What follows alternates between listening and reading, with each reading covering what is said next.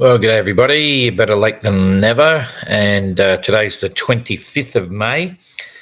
Jeremy's still out in the middle there. You can see him sitting out here. And the good news is at least he's going north quite well. And he's making a bit of easting. And it's all about this big high pressure system sitting there in the middle of the Atlantic, not really moving in a hurry and generating quite strong, consistent northeasterly winds on the southeastern corner. So the good news is we spoke to Jeremy. In fact, we spoke to him yesterday, but we had a bit of an issue trying to get it up on SoundCloud. So that'll go up tomorrow. And he didn't mention it before in his phone calls. We thought he was absolutely down to his last. It would have been like less than 5 litres today.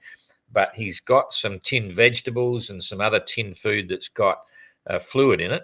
So he says he's okay. We had a discussion when we were talking just to see, okay, he's going to have to start thinking about options for getting to water after, you can survive for probably about 10 days on half a litre of water a day. But after that, there's all sorts of implications.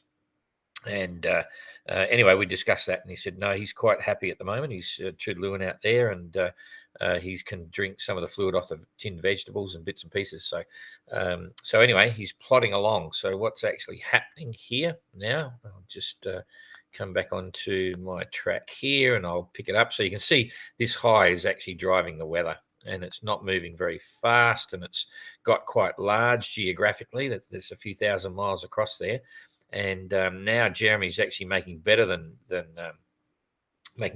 north. He's actually, you can see his course there is actually heading across a little bit to the east, doing 3.5 knots, which, considering he's got no forestay and trying to look after the boat in this weather, is pretty reasonable. And he's pointing quite well as well. So he's done. He's showing 9 nautical miles in the last 24 hours. That's possibly right because he's at exactly 90 degrees from Les Sables d'Olonne, so he could go north and south and it'd be showing nothing if the relative distance from Les Sables d'Olonne stays the same.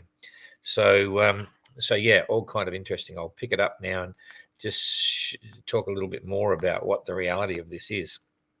So with this wind, as he gets north, if you're a non-sailor, you can see the breeze is coming from this direction and he's tacking probably through about 50, 60 degrees. If he was to tack over now, he'd be heading in, maybe this direction here. So you could say he could make Cape Finisterre, okay, which is not too bad because if he keeps going a bit further north on that same heading, he's actually coming into the bay, right, like the Bay of Biscay here.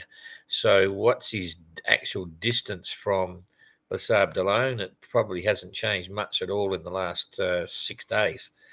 He's now, in fact, it's got a bit further out. He's 746 miles from Les Sables d'Olonne. So still a fair distance to go. And if you made, 50 miles a day, that's still 2 weeks away. And, anyway, the weather's going to dictate exactly what he can and can't do. And that's not changing a lot in a hurry. So he did actually see a ship the other day as well. Didn't ask him for any water, just had a quick chat and went through.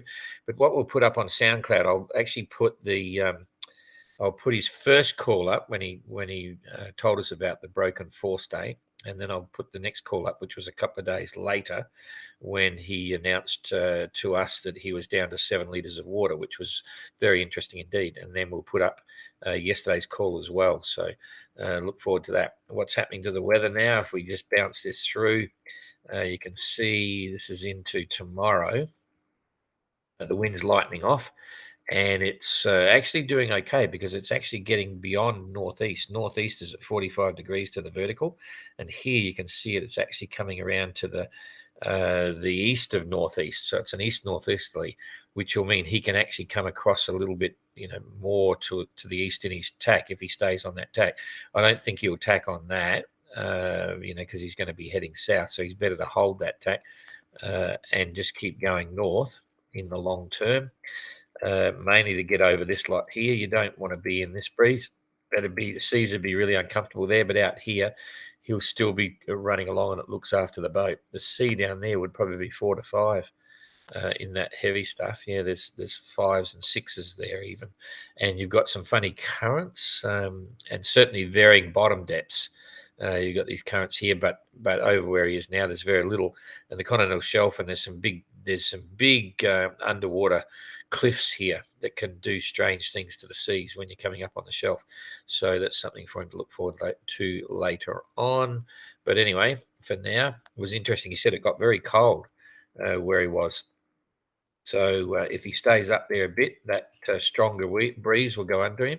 And so on the 27th, 2 days from now, you can see the wind hasn't changed directions. It's still coming from the northeast, and he'll tack soon. If he goes up, once he gets up another sort of couple hundred miles or 100 miles or so, it's time to tack maybe and start heading down into the bay once this lot's gone. But we'll talk to him about that tomorrow.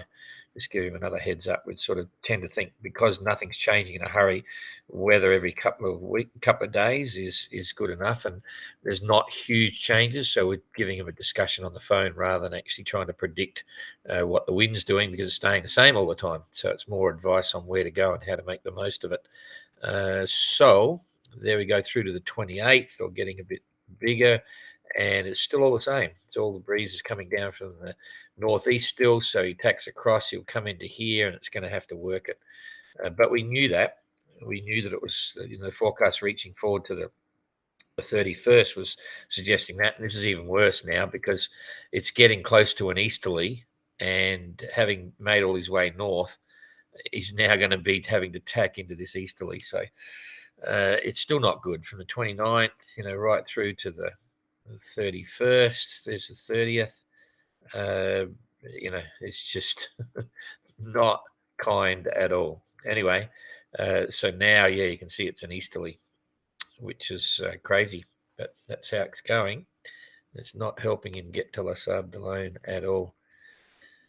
And then it's going to go quiet, which is another thing. Or at least he might be able to put his big number up, but it's now. So this is the first. So there's what have we got? We've got 6-7 days. He's probably not going to be in now until the 5th or 6th or something, which is kind of cool because I've got to go overseas, and I'm hoping he comes in just after we get back. But a few people call into Les Sables d'Olonne, all coming, and they book tickets and everything and flights to come and see Jeremy's arrival, but he's a bit late. Anyway, you can see still not much joy. That's about all I can say. He seems happy. He's acknowledging that it's really tough psychologically and mentally, but that's just sailing, and there's not a lot you can do about that. So that's about it for now. We'll see you again in a couple of days and see what Jeremy's up to, and look out for his SoundCloud.